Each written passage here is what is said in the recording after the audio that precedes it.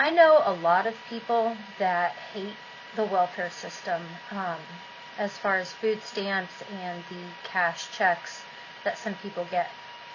These people are very angry about welfare, about having to pay into the system. Um, they talk all the time about getting rid of the welfare system, and they post on Facebook about lazy people collecting welfare and how it needs to be done away with, and they're very angry. Um, these people are not libertarians. They think they're libertarian. They call themselves libertarians, but they're not, and they're not anti-government. They think the government is a good thing. They just want it to be a tiny bit smaller. They're upset about the public school systems, um, but they just want the politicians that they know and like to run the public school system. So they classify themselves as libertarian, but they're really not. Um, but in the state where I am, Florida, this is where I know all of the people that hate the food stamp and AFDC program, or whatever the cash program's called. But judging from their comments, they have never been through the welfare system, and they don't know anyone closely that has. They spout off so much falsehoods about it. For instance, in Florida, for a family of 4, you can't make over around $23,000 to get food stamps. There's a limit. Most people assume there's a limit on your income for receiving food stamps. But you also can't have assets more than around $3,000. So if you own a car and it has a value of over $3,000 and you're trying to get help, you have to sell your car. That's what the state of Florida will tell you, is that you must sell your car and use that amount of money that you receive to pay for your food until that runs out, and then you can reapply for food stamps. Also, you can't have any retirement set aside. If you have any, IRAs or anything like that set aside for your retirement, you have to cash those out, pay whatever penalties there are for cashing them out early, use that money, then reapply for food stamps. If you own a home and you apply for food stamps and you have more than $3,000 equity in your home, you have to sell your home. And then once you use that money, then you can reapply for food stamps. Now, in the past, I'm sure, most welfare recipients were not homeowners. My goodness. But nowadays, everybody's seen the number of food stamp recipients and welfare recipients is on the rise. It's so huge. You can't log into Facebook or read the news without reading about the increasing number of people on food stamps. Who are these people? Okay? I mean, just all of a sudden you wake up and people have become lazy and they just want to apply for food stamps? No, that doesn't make sense at all. The increased number, I mean, sure, they're doing recruiting. I went into the public library a few months ago and there was a guy sitting outside at a table trying to recruit people to get on food stamps. And I understand that bothers people, but that's not who, that doesn't make up for this large number. It's people that have seen their incomes decrease. It's tougher times. Things are more expensive. They have less income, and they're applying for food stamps, and they're receiving food stamps. These people didn't wake up lazy. They need help now that they didn't need before. And maybe they own a home. Maybe a lot of them own a home. Maybe a lot of them own a car that's worth more than $3,000. So the system is set up that if you, when times were good, you set money aside for your retirement like you should, instead of relying on welfare, Social Security, you're going to be punished for that, when you need help, when you want to apply for food stamps. Another thing that I know these people don't know, at least the majority of them, and if they do know, they never talk about it because it probably doesn't add to their argument. But in the state of Florida, you cannot get welfare for more than 24 consecutive months. So when you hear people talking about People just living their whole life on welfare. That's a lie. That's a big fat lie. You cannot get welfare more than 24 months. They, from what I've heard, is they contact you. Maybe this probably isn't true, but I've heard them, someone say that they contact you at 23 months and say, congratulations, you're out of the program.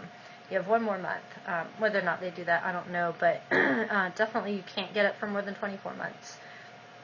And another thing is you do not get more welfare for popping out more children.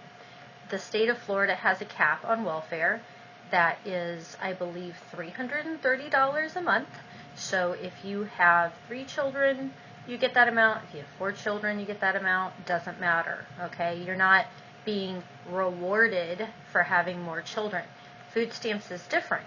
If you have, the more kids you have, the more food stamps you get. So the more mouths you have to feed, the more food money you get to feed those. But the more heads you have to wash, you don't get more shampoo. The more clothes you have to clean, you don't get more laundry soap. I don't understand why there aren't more people speaking out about that, popping out more kids to get more benefits. And if you think about, if you want to tell yourself, oh, well, they're having more kids to get more food stamps, how does that make sense? I mean, they have more kids to feed, so how are they benefiting from getting a higher, I don't know how that would benefit them. I haven't figured that one out. How they rationalize in their mind that it benefits them to get more food stamps with more kids. But the thing that really bothers me that they don't know is that if you receive welfare in the state of Florida, the absent parent, so your ex-husband or ex-wife or whoever helped father the children that isn't in the home that's receiving welfare, they have to pay back all of the welfare that the parent received. Okay, so if you had kids and you got 2 months of welfare at $300 a month, you got $600, the absent parent has to pay back the state of Florida $600. That's a real bitch for people that want to be all angry at the welfare system. But fortunately for them, they don't know about it, so they can go on complaining about the welfare system because they're just completely ignorant to the fact that the absent parent has to pay that money back. If you have a job or receive any child support, you don't get welfare. If you're working 10 hours a week at minimum wage, you are not going to get a welfare check. You can still qualify for food stamps. It's going to be less, of course, because you do have a little bit of income. But if you go on welfare, you don't have a job, and then you get a job, you have to report that to the state of Florida, which is understandable. And, if you were receiving welfare, you'll stop receiving welfare, and they'll reassess your food stamp amount. You'll get less. And you have to fill out a ton of paperwork when you have a job because you have to prove that you have a job. But you don't have to prove when you don't have a job. So that's a little odd, but I guess maybe it's hard to prove that you don't have a job. I'm not sure. So basically, I just wanted to preface that, there are rules for receiving welfare and food stamps in the state of Florida. There's paperwork that you have to fill out. There's criteria that you have to meet in order to get money to buy food. In order to get money to feed your family, you have to meet criteria, fill out paperwork, have interviews, and then you can either get it or you don't. So I want to tell you about the people that are so mad about this system, okay? They think that they're libertarians. They call themselves libertarians, but they are not libertarians, and they are not anti-government. They're not happy with the government, but they just want it a little bit smaller. They don't want to get rid of it. They think that it's a good thing. They're upset about the public school system. but they don't want to get rid of the public school system. They just want the politicians that they know to run the public school system as opposed to politicians that they don't know. They complain about the curriculum. They complain about liberal teachers. They complain that, if anybody says that they don't want their kids saying the pledge, they get all upset about that because they want their child to learn to worship the state. They want everyone in the classroom to learn to worship the state, and they want to start that off with saying the pledge. So when I listen to these people complain, people I know personally complain about the public school system, and they're so upset. I have to ask them, well, why not take your kid out of that? Why not put them in a private school? So that you don't have to worry about all of that. You can vote with your money. If you go to a private school and they're not willing to listen to your concerns, you can say, well, then I'm taking, my $3,000, $4,000 somewhere else and going to a different private school. But when I ask them why they don't use that option, their answer is they can't afford it. And I get that. Some people can't. But if you're talking to someone and they say they can't afford private school, and it's followed up with, because I have $800 a month in car payments, $200 a month in auto insurance payments, $2,000 or $3,000 a month mortgage on my home that I have to pay for, what they mean is not I can't afford private school. What they mean is I choose to spend my money on other things besides private school, because if you have all of those, you most certainly can afford private school. It's just a matter of making different choices. And I know, I've done it. I've eaten noodles. I drive old used cars in order to keep my kids in private school. So if you have a family of 4 that receives food stamps for 1 year, that in the state of Florida, that's about $7,200. And this is what these people are getting so upset about, okay, is around $7,200 a year for these families. I know one guy that is really upset about the Medicaid and Medicare system. That's his big deal. That's what he gets, the welfare system that he gets all upset about. But this same guy that, writes about, blogs about, posts about Medicaid and Medicare, and writes to Tallahassee about these programs, this same guy put 5 children through the public school system, okay? And the cost of that roughly is, for 5 children to go 12 years is about $560,000.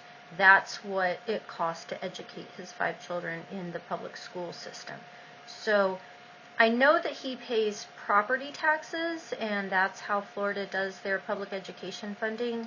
A lot is through property taxes, but I don't think he pays $46,000 a year in property tax. I'm pretty sure he doesn't pay that much. So other people were helping to fund his children go through the public school system.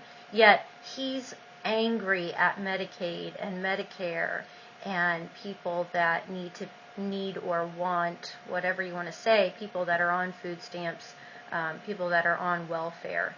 And does he have to sell his, big, pretty, shiny truck, or keep his income under $23,000, or cash out his IRAs? No, he doesn't have to do anything other than march them down to the little government camps and write their name down on a piece of paper, and there you go, free education, if you want to call it education. So it's like, in order to get a necessity such as food, you have to meet a lot of criteria, but just anyone in the world can take their kid down to the public school system and get that welfare. That's welfare. Public schools are welfare. So they don't hate welfare. And if you want to put your kids in public school, you think that public schools do a good job of educating your children, fine, put them in there. I mean, as far as I'm concerned, that doesn't upset me. If you think they're doing a good job, the government's already stolen from you, and if you want to recoup some of your money by utilizing the public schools, by all means, have at it. I'm not going to begrudge anyone that tries to get back some of their money. I don't like the public schools. So I don't think that's a really a good route, because it's kind of like, the people have said, it's like, hey, free poison. Are you going to drink it just because it's free? That's kind of silly, and that's how I see the public school system, is really poisoning and crushing and killing to your children. But if you do use the public school system, don't get on a high horse and criticize people that are just trying to get a necessity such as food, because you're the welfare moocher too. You're taking more in welfare, more stolen money than the people that are getting $70 to $200 a month for food. How hypocritical. It makes me sick to hear these people that put their kids through public school system criticize families that try to get necessities. I mean, ideally we wouldn't have public schools. Ideally we wouldn't have food stamps and AFDC checks and Medicaid and Medicare. But I mean, think about it before you criticize those people. Is that what the big issue is, really, of our time? Is people getting food stamps? That money doesn't come close to what you receive putting kids through public school, depending on how many kids you have. So if you want to do that, great, fine, put them through public school. I wish you wouldn't, because I don't want my children to have to be around those kids that had their intelligence, their creativity stunted by that system. I would like for my kids to be surrounded by more free thinkers, but I can't tell you not to put them in those schools. But certainly it's welfare. Public school is welfare for the middle class. That's what it is, and you don't have to meet any criteria to take advantage of those hundreds of thousands of welfare dollars.